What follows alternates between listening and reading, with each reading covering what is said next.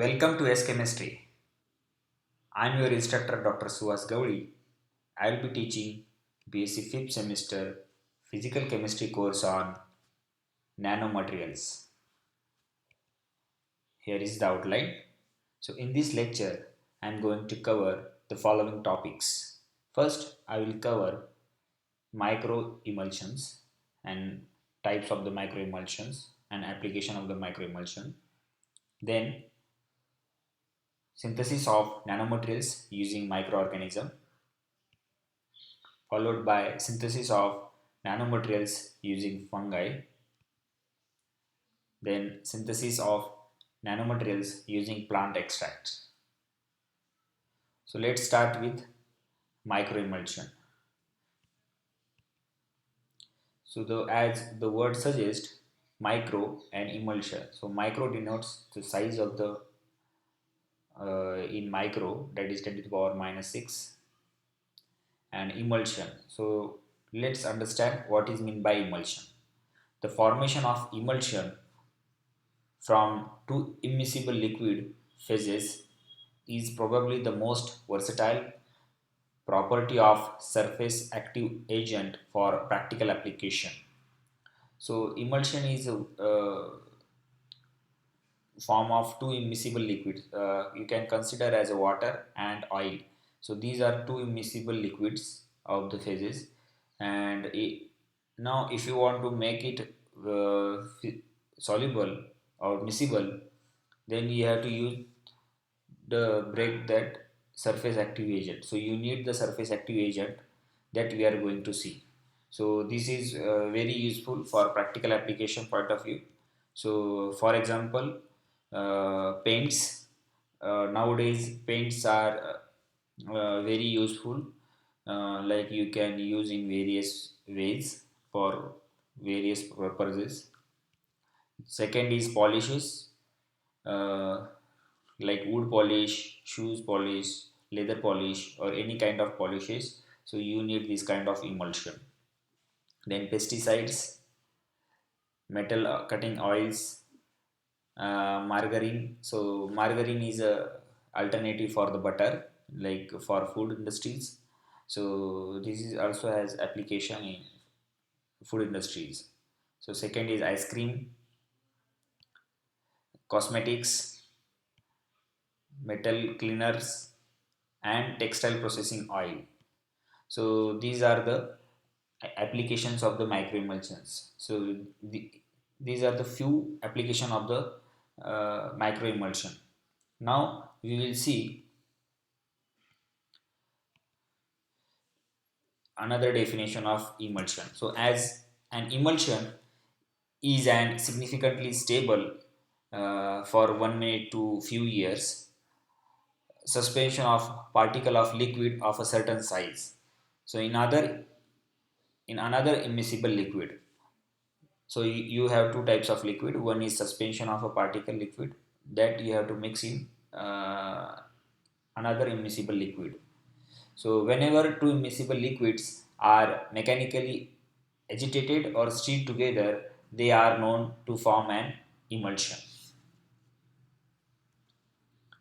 So there are three different types of emulsions based upon the size of the dispersed particles. So first is a micro emulsion.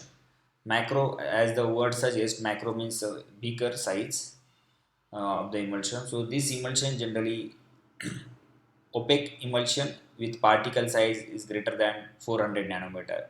So as you can see in this picture, so this is the uh, unstable emulsion. So you will be having two different layer, oil surface and water surface, and this is a stable emulsion with particle size greater than 400 nanometer. So you can consider this as a micro emulsion. Now we will see the second type is a micro emulsion. So this is macro and this is micro. So you can see the difference between two emulsion. So the only the difference is, so dispersion with particle size is less than 100 nanometer. If your particle size is 100 less than 100 nanometer, you can say it's a micro emulsion. So that's why this is a little bit transparent. and slightly bluish color, bluish and white. So third type is a mini emulsion. So this mini emulsion is between the size of the mini emulsion between particle size of the mini emulsion between 100 nanometer to 400 nanometer. So the color of the mini emulsion, it's look like blue to white. So is another picture of a microemulsion and macroemulsion. So as you can see, macroemulsion is a particle size is greater than 400 nanometer. So it's a this particle size uh, is greater than the visible wavelength. That's why its look slightly opaque or slightly turbid in terms of solution color.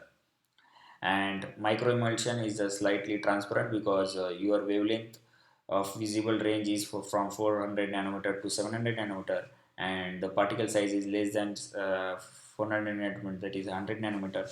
So that's why it's a slightly look like invisible kind of thing, so transparent thing. Now we will see the type of microemulsion and the synthesis part, how to synthesize. So microemulsion are stabilized using surfactant. So if you want to make two surface immiscible liquid to mix together, so you need some kind of surfactant.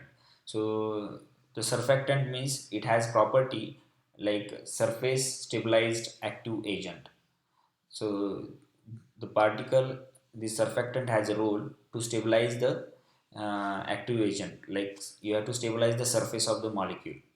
So when an organic liquid or oil that is denoted by capital O, water that is denoted by W, capital W, and surfactant that is denoted by capital T are mixed together under some critical concentration, micelles or inward micelles are formed. So depending upon the concentration of water and oil and organic liquid, so your concentration is dependent on that. So here in figure 5.1 we have shown the two types of there are majorly two types of three types of microemulsion are possible. So here is the first type. uh, if your measure, your blue color is water and yellow color is oil, and these small bubbles are nothing but the surfactant. So you can think about quantity. So how much organic layer is there, that or oil is there, that is in blue color, and your water molecule is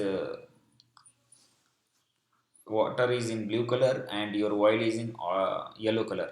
So here this is oil in water, so your major content is water. So major means it's a continuous phase and this is a dispersed phase. So your oil is a dispersed phase, so slightly less in quantity compared to continuous phase.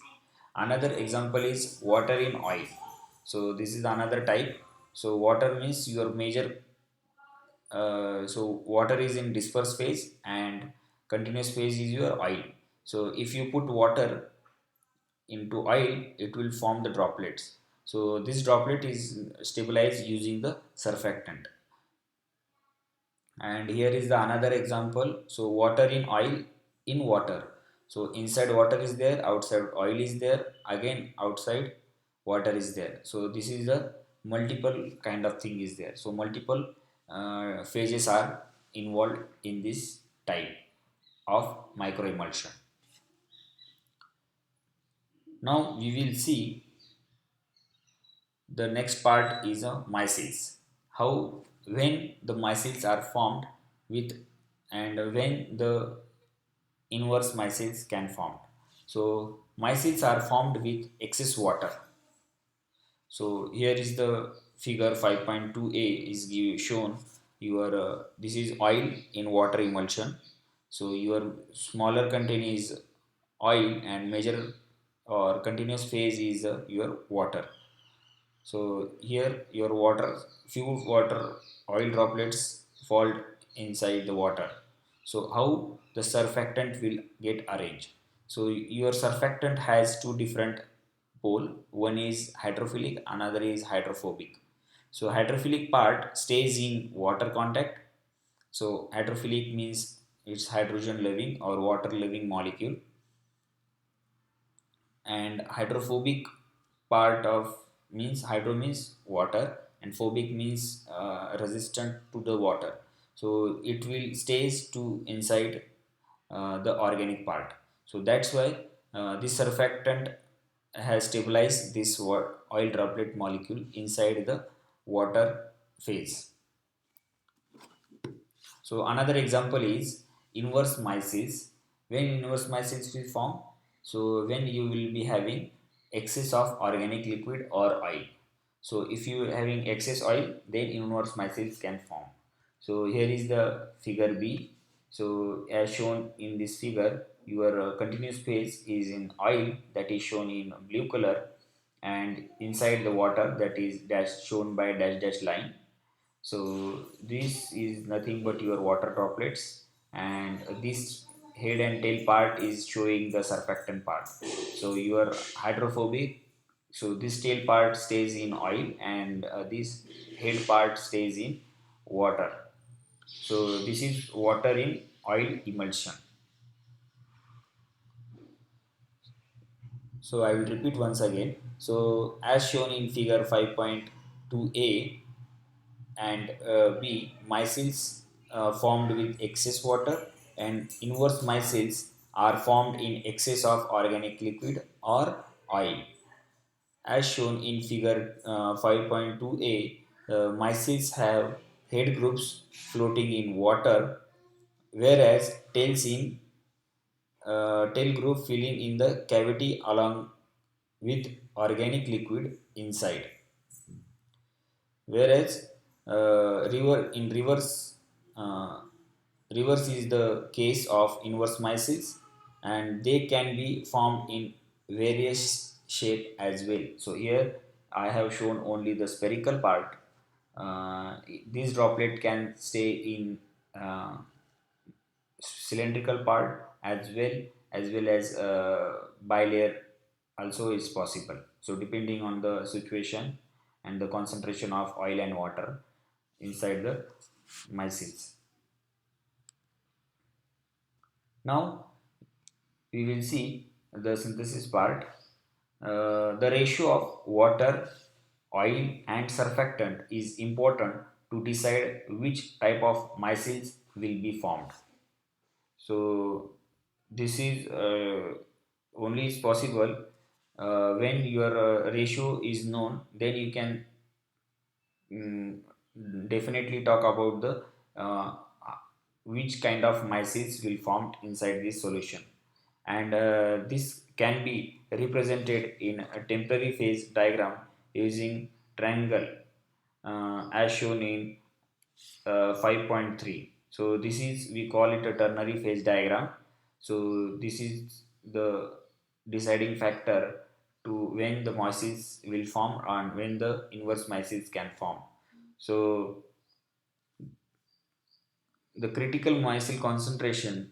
So here I have shown the example where the composition can be determined by drawing lines to parallel to all three sides. So this line is parallel to the this line, that is this W is nothing but your water, and this is O for oil, and this is T for the surfactant. So from here to here your percentage of uh, water is increasing. From here to left to right your percentage of oil is increasing, and from here to here your surfactant percentage is increasing. So you have to draw the parallel line uh, from here to here and here to here, so you will get the critical concentration.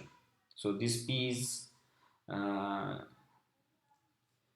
so as here mentioned, the composition can be determined by drawing lines parallel to all three sides of triangle as shown in figure 5.3.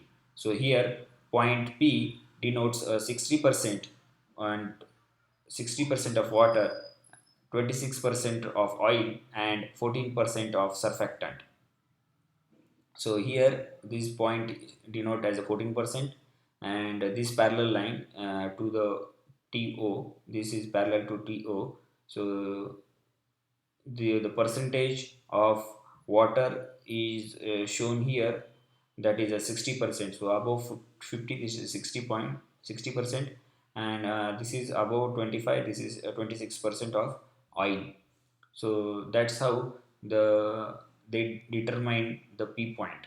So here P point denotes the 60% of water, 26% of oil and 14% of the surfactant. So this is nothing but your critical concentration, critical micelle concentration. We also denote by CMC, capital CMC. So this depends upon all water, oil and surfactant concentration. As is evident from above diagram, the effect of T is to be reduce the surface tension of water dramatically below critical micelle concentration and remain constant above it.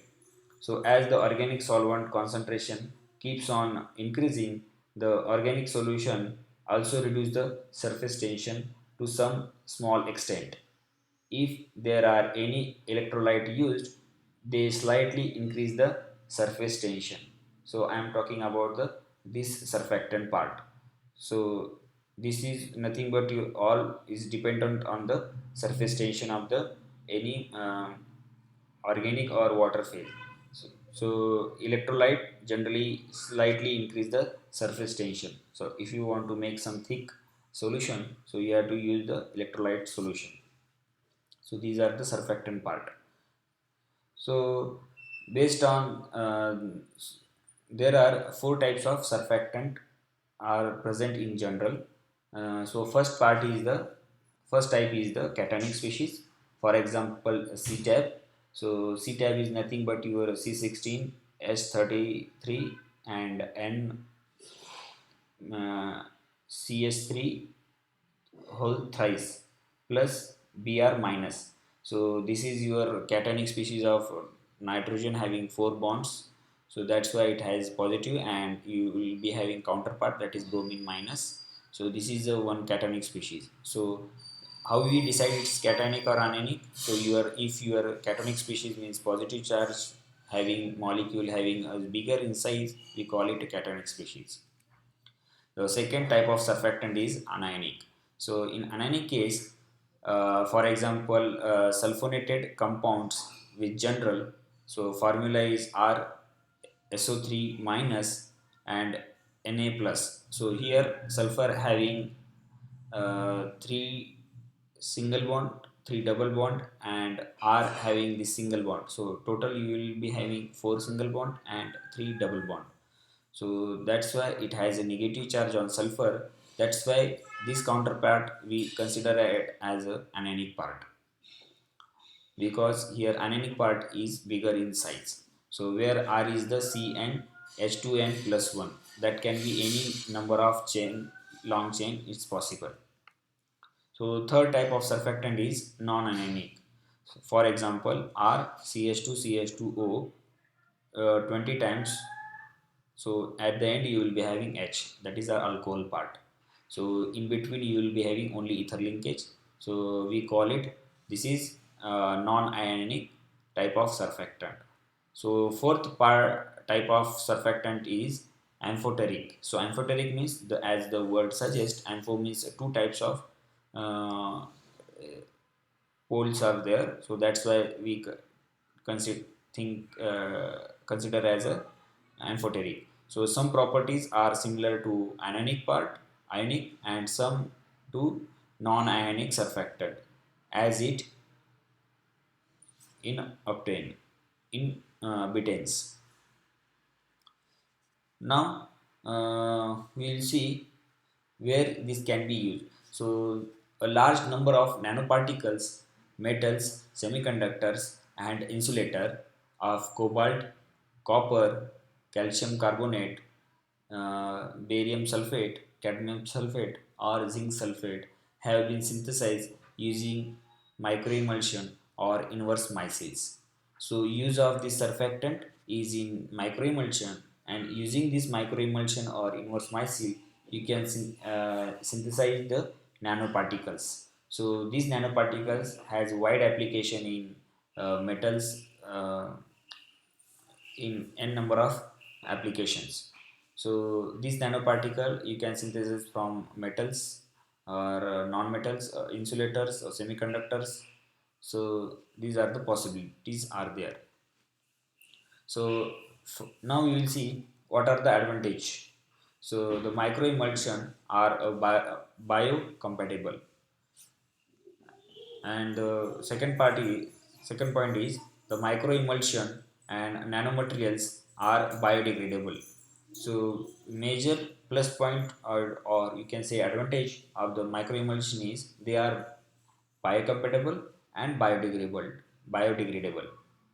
So this is the major uh, two advantages are there.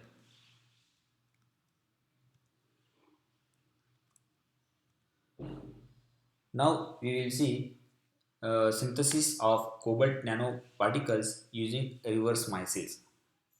So how to synthesize cobalt nanoparticle using reverse micelles? So first we will see uh, what are the surfactant we are going to use for the reverse micelles. So a reverse micelles solutions of water and oil can be synthesized using a monolayer of surfactant like sodium bis 2-ethyl hexyl sulfosuccinate molecule. So we are going to use this surfactant. This is also denoted by the short form is NaAOT. So the sodium bis 2-ethyl hexyl sulfosuccinate. So now we are going to see the structure of this molecule. So you will be having sodium as a counterpart, and this is the ionic part. So sulfur having two four covalent bond, four single covalent single bond, and two double bond. And this molecule is one is attached succinate, sulfosuccinate. So this is succinate part, and for oxygen you will be having this hydrocarbon chain, and for this hydrogen oxygen you will be having this hydrogen hydrocarbon chain. So this act as a tail part, and this act as a head part. So the droplet diameter is controlled simply by controlling the amount of the water. So if you use this surfactant, so you have to make the droplets. So this droplet you can control the diameter of the droplets using the how much water content you are going to add.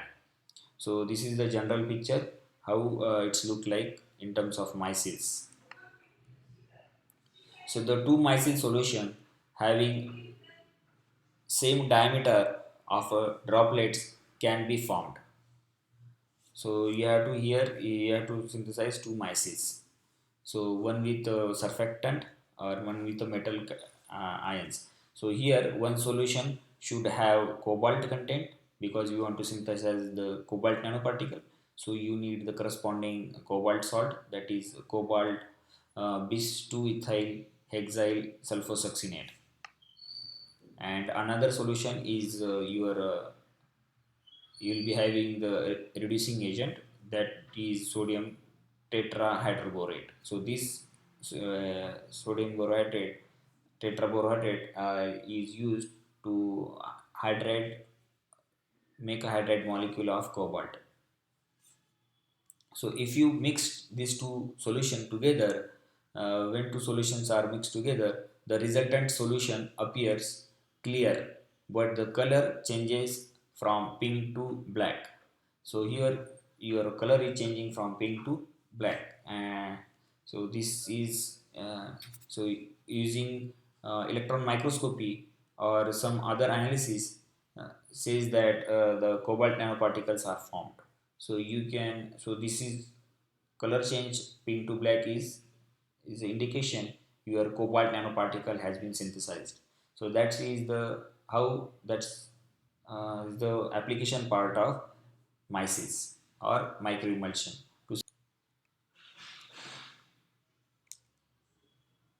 Now we are going to see the synthesis of nanomaterials using microorganism. So how to synthesize using microorganism? So microorganism, as we all know, are the organism that can be observed under a microscope. Micro means the size of the organism is in micro scale, that is 10 to the power minus 6 meter.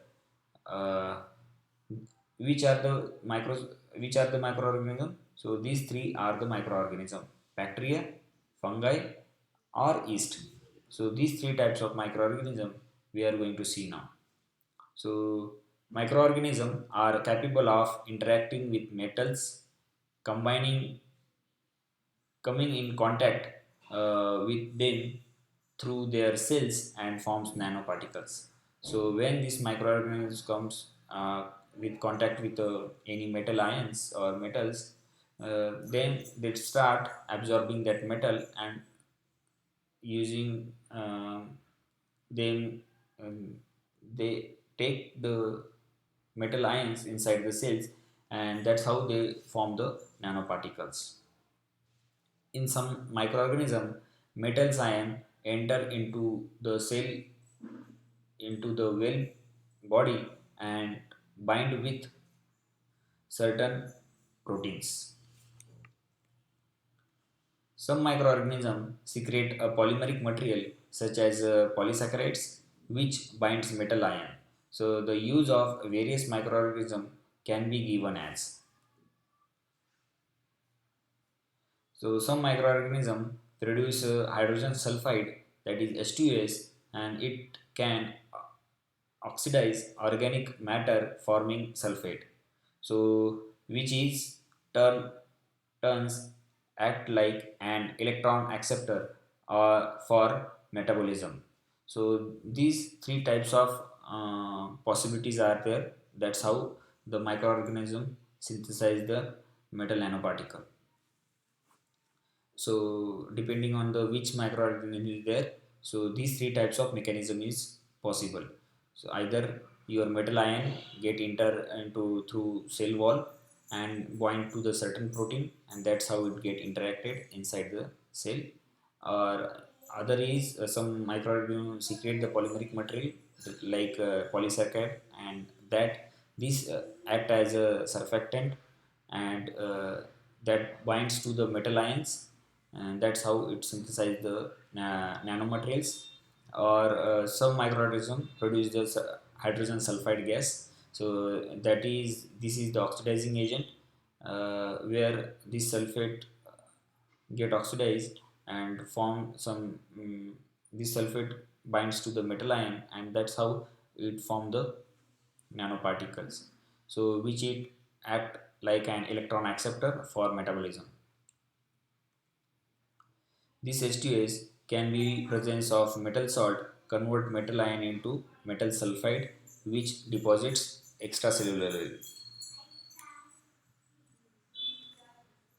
So now using this table, we are going to understand what are the types or what are the species related to the microorganism and which nanomaterial they synthesized. So first we will think about the microorganism, that is a bacteria. So Pseudomonas statizeria AG25 lactobacillus. So this is the name of species of the bacteria, and that synthesize the silver synthesis of silver nanoparticle, that synthesize from gold or silver and alloy particles. So these are the lactobacillus and pseudomonas. These two species are there in bacteria that is used to synthesize the silver nanoparticle or gold nanoparticle. Another species is Desultobacteria says. So this bacteria species name is given here, and that is used to synthesize zinc sulfide nanoparticles. Another name is Claybacillus Sela pneumonia. So this species is generally used to synthesize cadmium sulfate nanoparticles. So now we are going to see the second microorganism, that is fungi. So in fungi, this Fusarium oxysporum, Thermomonospora sp verticulum sp. So this species is used to synthesize a gold and silver nanoparticle or gold nano silver nanoparticle. So why is given? So generally the microorganism are living organism, and whatever the essential metal generally use this microorganism. So using that, only those metals are well explored by this methodology. So that's why the gold, zinc, cadmium, so these are the friendly metal to the microorganism. So only those materials are generally involved in the synthesis part. So another microorganism is the yeast. So Candida glabrata MKY3. So this species is used to synthesize cadmium sulfate nanoparticle and silver nanoparticles. So here are the few species and few nanomaterial synthesis are given here. Now we are going to see how using how to synthesize nanomaterial using fungi.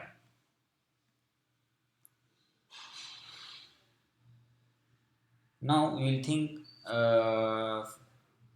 the particular example, that is the fungus of Verticulum sp. So this using this fungus, how to synthesize the nanoparticle.